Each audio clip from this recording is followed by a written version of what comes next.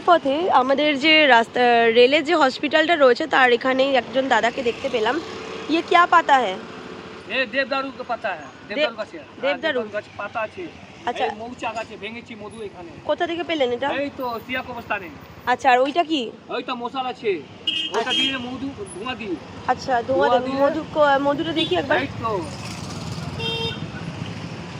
বাহ, মধুটা তো দারুণ। কত টাকা করে? 600 টাকা কেজি।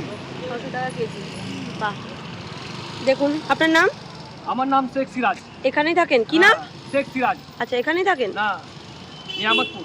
নামতপুর থেকে এখানে এসেছেন? বাহ, এটা বিক্রি হচ্ছে? হ্যাঁ, ভেঙেছি এখানে সঙ্গে সঙ্গে বিক্রি হয়ে যাচ্ছে।